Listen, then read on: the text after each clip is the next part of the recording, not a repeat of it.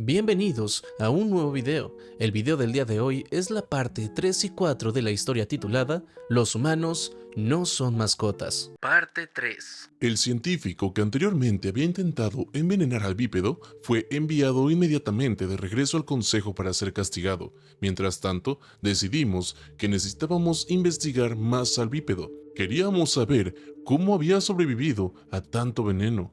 Después de interrogar al científico, descubrimos que el bípedo había sobrevivido varias veces a la dosis letal que nosotros estimábamos para cada veneno que se le había administrado. Después de esto, la investigación sobre el bípedo se volvió de alto secreto. Ya no teníamos que compartirla con la comunidad en general.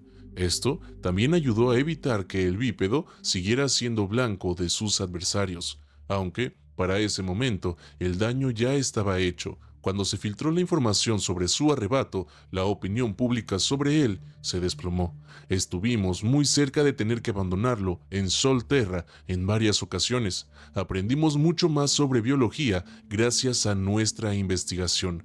Pasaron 2 ciclos más antes de que Holy Fish falleciera. El bípedo no parecía comprenderlo del todo. Quería que Holy Fish regresara con él. Todos consideramos esto profundamente conmovedor. Iniciamos una campaña de contrainteligencia divulgando solo la información positiva sobre él al público. Pero esto fue solo el comienzo. En ese punto, el bípedo comenzó a mostrar tendencias más agresivas, como si estuviera luchando por encontrar su lugar en la jerarquía del grupo. Aún no tenía la inteligencia suficiente para comprender completamente su situación. Cuanto más le permitíamos hacer su voluntad, menos obediente se volvía ante nuestras órdenes. Estaba claro que intentaba encontrar su posición en la manada. Determinamos que teníamos que mostrarle dominio y asegurarnos de que entendiera cuál era su lugar en la jerarquía, el cual era en la base. Desafortunadamente, no éramos capaces de lograrlo solo con palabras o fuerza. Se había vuelto incluso más fuerte con el tiempo, y los distintos dispositivos de tortura que construimos para él no ayudaron en nada. Ni siquiera podíamos comenzar a comprender cómo soportaba ese tormento. Parecía disfrutarlo. Recurrimos entonces a la electricidad. Construimos pequeños dispositivos capaces de almacenar grandes cantidades de energía y liberarlas como descargas eléctricas. No sabemos cómo no le provocaron un fallo orgánico total. Parecía que lo ralentizaban y lo aturdían, pero no mucho más que eso. No encontramos efectos secundarios negativos reales. Esto nos parecía bastante antiético. Sin embargo, no teníamos otra opción. Nuestras sujeciones no podían contenerlo, y eso asumiendo que lográramos siquiera sujetarlo. Estaba volviéndose demasiado fuerte para que cualquiera de nosotros pudiera dominarlo. Se estaba convirtiendo en un monstruo, pero al mismo tiempo comenzó a ayudarnos con nuestros experimentos. Muy lentamente empezó a aprender sobre nuestra tecnología y cómo usar varios de los instrumentos de investigación. Incluso uno de nuestros programadores empezó a enseñarle a programar. Solo podía realizar tareas simples, pero era de gran ayuda cuando estaba calmado. Tras 2 ciclos más de su especie, finalmente comenzó a calmarse. Bueno, era extraño. Sus estallidos violentos comenzaron a multiplicarse con frecuencia, incluso con el castigo por descargas, pero disminuyeron en severidad. Tenía unos 11 ciclos, casi la mitad de su esperanza de vida adulta estimada, y con el cambio en la forma en que difundíamos la información, el público comenzó a oír solo sobre los cambios positivos y los avances en medicina y tecnología que se lograban gracias a él. Con el surgimiento de una nueva generación, comenzaron a cuestionar a sus predecesores y la opinión pública sobre el bípedo empezó a cambiar. A medida que pasaban más ciclos, notamos algo extraño que estaba comenzando a ocurrir en la biología del bípedo. Comenzó a crecer y a desarrollarse mucho más rápidamente. Aún era dolorosamente lento, pero mucho más veloz que antes. Simultáneamente, las restricciones sobre la clonación comenzaron a aflojarse a medida que la mayoría de los adultos activos en nuestra sociedad eran aquellos que solo habían escuchado información positiva. Nuestras leyes empezaron a cambiar y debatimos si deberíamos crear otro de la especie del bípedo. Habíamos descubierto varias otras especies de su mundo natal que también podríamos clonar. No tardamos mucho en tomar una decisión. Con la opinión pública inclinándose a su favor, Decidimos clonar una pareja reproductiva para él.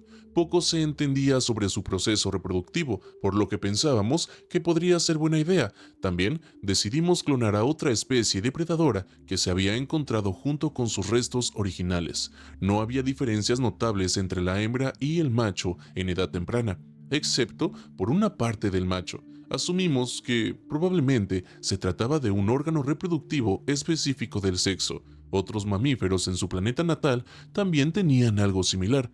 Probablemente pasaría algún tiempo antes de que la hembra alcanzara la edad reproductiva. Lamentablemente. Sin embargo, esto sería una ventaja para nosotros, ya que no sabíamos qué esperar de su desarrollo futuro. Su cerebro comenzó a formarse de manera notablemente diferente. A medida que las regiones centrales complementaban su desarrollo, su cuerpo parecía comenzar a enfocarse en una parte específica de la formación cerebral. La nueva generación de investigadores estaba cada vez más asombrada con él. Apenas habíamos arañado la superficie de lo que aprenderíamos de su especie. La posibilidad de futuras investigaciones era emocionante. Varios de nuestros investigadores adoptaron roles parentales, como lo había hecho Holy Fish antes que ellos. Durante este tiempo, el bípedo comenzó a mostrar tendencias violentas y agresivas como nunca antes. Estaba desafiando la autoridad de una manera que no había hecho hasta ese momento. En ese momento, nos dimos cuenta de que su periodo anterior de establecimiento de dominio fue solo un calentamiento. Solo estaba probando el terreno, por así decirlo. Esto era lo serio, y si no lo manejábamos correctamente, podía resultar desastroso. Afortunadamente, encontramos formas de frenar sus tendencias violentas. Quería sentirse superior a nosotros y en muchos aspectos lo era. Constantemente nos desafiaba a peleas y por razones de seguridad le negábamos esas peticiones. Sin embargo, comenzó a sobresalir en otros campos. Comenzó a procesar información compleja. No estaba al nivel de nuestros profesionales aún, pero se acercaba al nivel de muchos de nuestros adultos. En las tareas que le gustaban, sobresalía y mejoraba mucho más rápido de lo que originalmente creíamos posible para su especie. Creaba programas para realizar diversas funciones extrañas y pasaba días sin dormir haciéndolo. ¿Cómo lograba eso? Estaba completamente fuera de nuestra comprensión. Antes, pensábamos que su especie requería sueño, que no podían prescindir de él, pero ahora no solo estaba refutando eso, sino también muchas de nuestras teorías. Fue en esta época cuando también comenzó a lamentar la pérdida de quienes fallecían. Lloraba durante días, a veces incluso se negaba a comer. Lo que más nos asombraba era la otra especie que habíamos clonado. Crecía mucho más rápido que él, se desarrollaba a un ritmo mucho más familiar para nosotros. Lo llamamos Bark, por el extraño ruido que producía, una forma de comunicación propia. Al principio nos preguntamos si el bípedo intentaría cazarla. Sin embargo, no lo hizo. De hecho, parecía establecer un vínculo instintivo de manada con ella. Después de que pasaron 2 ciclos más, nuestro equipo de investigación comenzó a crecer exponencialmente. El bípedo estaba emocionado por ello, parecía gustarle estar con más personas y le gustaba presumir lo que había aprendido. El lóbulo frontal de su cerebro continuó desarrollándose a velocidad extraordinaria en comparación con su desarrollo previo, y su tamaño y masa corporal generalmente también crecían a un ritmo impresionante. Nunca dejaba de sorprendernos. También aprendimos más de la pareja que habíamos creado para él. No podíamos simplemente llamarla el bípedo 2, necesitaba un nombre mejor, así que decidimos llamarle Mate, que significa pareja. Después de todo, ese era su propósito. Desafortunadamente parecía que ya era demasiado tarde. La opinión pública sobre él y su especie había cambiado por completo, pero para cuando alcanzó los 16 ciclos, ya estaba en el tamaño y fuerza completos de su especie y comenzando a entrar en su ciclo de celo. Para empeorar las cosas, a diferencia de nuestra especie que se reproduce durante partes específicas del ciclo para evitar el clima más severo causado por la rotación de nuestro planeta, su especie parecía reproducirse durante todo el ciclo, ya que sus avances sexuales hacia las hembras de nuestra especie a veces ocurrían sin previo aviso. No nos parecíamos en nada a su especie, así que asumimos que su especie tenía un dimorfismo sexual muy marcado, o que sus impulsos sexuales eran extremadamente fuertes. Lo descubrimos cuando una de nuestras hembras decidió seguirle el juego y casi termina forzada a un ciclo de celo con él. Ella dejó la instalación y tuvimos que entrenar a todas nuestras otras hembras sobre qué comportamientos evitar. Era curioso que, incluso teniendo a otro miembro de su especie y siendo una hembra, él nunca dirigía ninguno de sus intentos de apareamiento hacia ella. A menudo interactuaba con ella y jugaban juntos, pero nunca intentó iniciar el apareamiento con ella. Tras estudiarlo más a fondo, descubrimos que, cuando entraba en su periodo de celo, su cerebro emitía una sustancia química muy fuerte. Bueno, decir fuerte es quedarse corto. Si algo similar se introdujera en uno de los nuestros, estaríamos en una especie de frenesí psicótico incontrolable y empezaríamos a aparearnos con el tronco más cercano. Él, en cambio, tenía una increíble capacidad para resistir esos impulsos. Aún más sorprendente fue que, cuando estaba cerca de la hembra de su especie, eso parecía tener un efecto calmante sobre él. Esto nos desconcertó. ¿Cometimos algún error? ¿O acaso las hembras realmente tenían ese tipo de efecto sobre los machos de su especie? Si en su especie las manadas eran lideradas por hembras, en realidad tendría todo el sentido. Enfurecer a una hembra de alto rango podría ser peligroso o incluso mortal. Si sus anteriores estallidos de violencia nos enseñaron algo, no sé, quizás se necesitaría más estudio. Parte 4. Después de que otro grupo de investigadores hicieran su relevo, el bípedo finalmente alcanzó lo que estimamos que era, si no su altura adulta definitiva, al menos la más cercana. Había llegado a los 19 ciclos, cerca del final de la esperanza de vida que habíamos predicho para su especie. Era bastante triste que la hembra, aparentemente, aún no hubiera alcanzado la edad reproductiva. A mi especie no le toma ni un solo ciclo llegar a esa etapa, y permanecemos en ella durante la mayor parte de nuestras vidas. ¿Qué existencia tan triste debe ser la suya, con una selección tan limitada de parejas?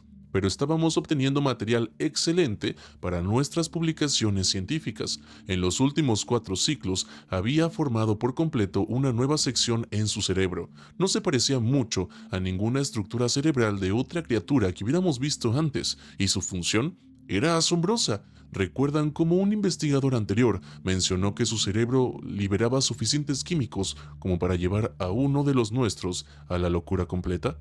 Bueno, pues al parecer, esta sección del cerebro contrarrestaba esos impulsos. Era como un centro de control para el resto del cerebro. Mantenía todo funcionando de manera organizada. Nuestra especie no necesitaba una estructura así, ya que nuestros cerebros estaban amortiguados en comparación con el suyo. De forma similar, empezó a calmarse drásticamente en esta etapa de su vida. También comenzó a realizar varias tareas laborales que le asignamos y destacó en ellas. Gracias a esta nueva sección cerebral que mantenía al resto bajo control, pudo concentrarse en tareas como nunca antes. Comenzó a destacar en ciertas actividades. La programación, que siempre había sido su tarea favorita, mejoró tanto que, varios ciclos después, creó desde cero su propio lenguaje de programación. Volvió a pedir permiso para explorar su mundo natal. Lo había pedido muchas veces en el pasado y lo habíamos considerado, pero finalmente lo negamos porque no sabíamos qué podría hacer allí. Ahora, sin embargo, tenía mucho más control sobre sus acciones y era menos propenso a arrebatos emocionales. Teníamos pocas razones para negarnos y, de hecho, nos interesaba recopilar datos sobre cómo interactuaba con su entorno natural. Al aterrizar en una zona con baja radiación, salió de inmediato de la nave. Nos asombró. A pesar de que el hábitat tenía una gravedad equivalente a la de su mundo natal, lo observamos allí constantemente. Verlo moverse con tanta libertad en un ambiente de alta gravedad, sin un dispositivo antigravitacional, seguía sorprendiéndonos. Uno de nuestros científicos jóvenes quiso apagar su propio dispositivo solo para probar y sentir la gravedad natural del lugar. Le advertimos que no rompiera el protocolo y que lo probara dentro de la nave si quería. Accedió a regañadientes y continuamos con nuestra expedición. El escuadrón de exploración de mundos letales nos acompañaba como guías. Ya habían explorado esa área anteriormente. Al observar al bípedo anteriormente, asumimos que su especie había evolucionado a partir de alguna forma de vida arborícola, pero aquí lo dejó aún más claro. Al ver uno de sus amados frutos rojos, comenzó a trepar el árbol. Así es, realmente trepó el árbol, y no me refiero a uno inclinado, hablo de un tronco completamente vertical, y la corteza del árbol no debía ser muy útil para escalar. Incluso con un dispositivo antigravitacional, ese acto sería extremadamente difícil, si no es que imposible, para uno de los nuestros, y sin embargo, lo hizo sin pensarlo dos veces. Sabía que nosotros no podíamos comer esos frutos, así que agarró algunos para llevárselos y saltó del árbol. Así es. No estás leyendo mal este informe, lo estás escuchando bien. No es un error. Saltó del árbol en un entorno de 4 veces la gravedad estándar. Estaba en una rama baja, a no mucho más de su propia altura del suelo. El sensor que habíamos implantado previamente en su piel se activó de inmediato. Varios de nuestros sensores se rompieron bajo las presiones extremas cuando hizo eso. Al mirar su panel de comunicaciones, nos miró de vuelta con una expresión de disculpa. Nos encogimos de hombros y uno de nuestros expertos médicos lo examinó para detectar daños y remover cualquier fragmento. La capacidad natural de curación de su cuerpo nos asombró. El experto médico no podía dejar de hablar sobre las reacciones naturales de su cuerpo a estos sensores rotos. Era como si su cuerpo los estuviera desechando naturalmente. Simplemente los expulsaban a un lado. Considerando todo el esfuerzo que hicimos para asegurarnos de que su cuerpo los aceptara, esto nos pareció asombroso. Luego de realizar algunos escaneos y asegurarnos de que se retiraran los fragmentos, seguimos adelante. No lo vendamos. No había necesidad. Su cuerpo creó una especie de vendaje natural utilizando su propia sangre.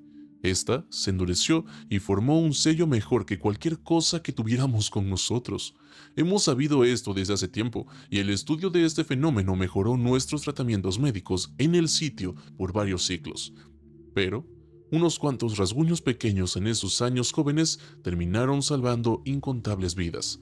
Tras analizar su sangre, pudimos crear un agente que formaba un sello casi hermético, previniendo la contaminación biológica en sitios de heridas y actuando simultáneamente como agente de coagulación, previniendo la pérdida de fluidos corporales. Nuestro tratamiento aún no era tan bueno como el natural que él tenía, y solo lo tratamos una vez, cuando sufrió una herida tan grande que sus agentes de coagulación naturales no podían mantener el ritmo.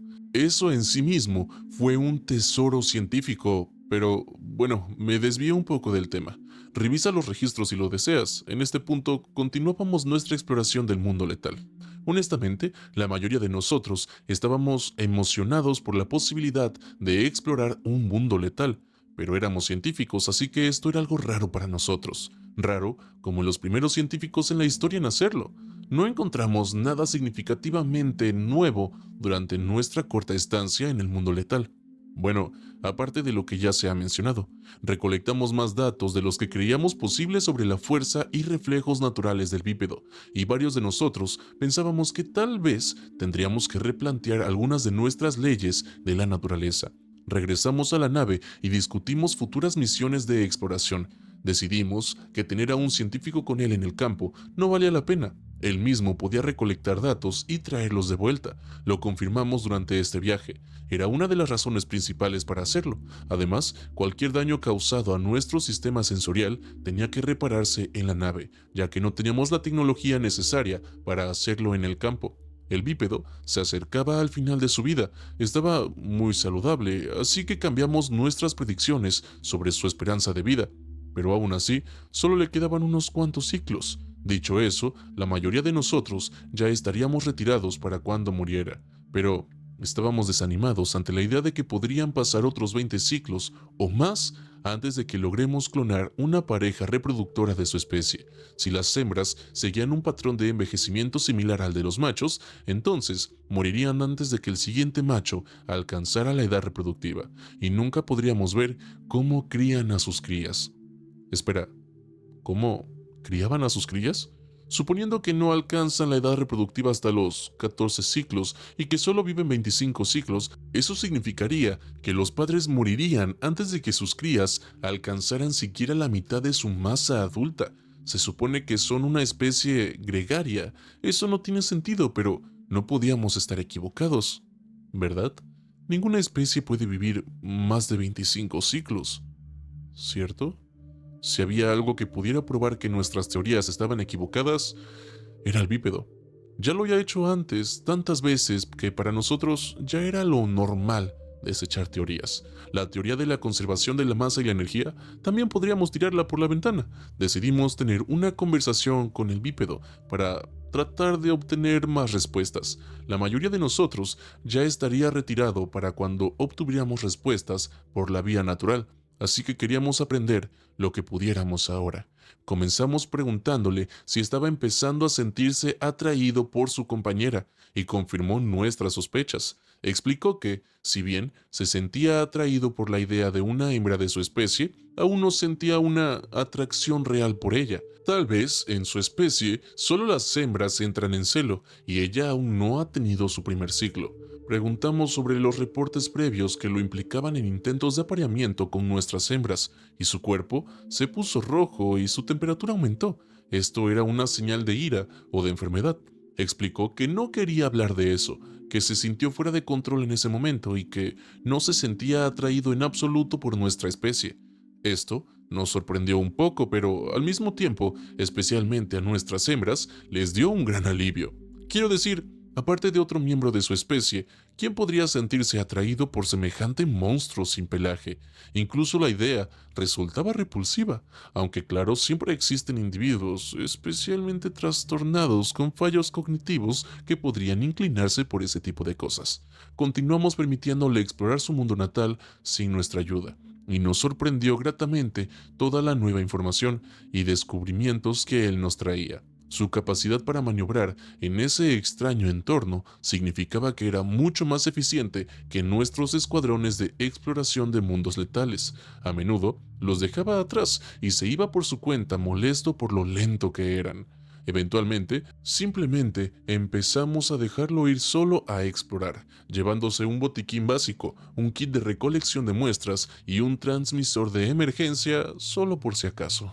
Hola gente, si les gustó el video ya saben qué hacer. Suscribirse, activar la campanita, reaccionar al video y comentármelo en los comentarios. Aunque no lo crean, continuar con las historias largas se me dificulta porque veo que muchas veces no tiene comentarios o no reaccionan a los videos. Y vi que les gustó mucho la primera parte, así que espero que por favor también comenten esta segunda parte. Si lo hacen, les prometo que esta historia se acaba antes de subir cualquier otra historia. Pero también necesito de su parte. Sin nada más que decir, vamos con los agradecimientos a todos los renacuajos. De verdad, muchas gracias a esta enorme familia de renacuajos. Sin ustedes, sería prácticamente imposible para mí traerles contenido tan seguido. De verdad, se los agradezco mucho. Si alguien más quiere volverse parte de esta familia de renacuajos, le dejo el enlace para volverse miembro en la descripción. Nos vemos en el siguiente video.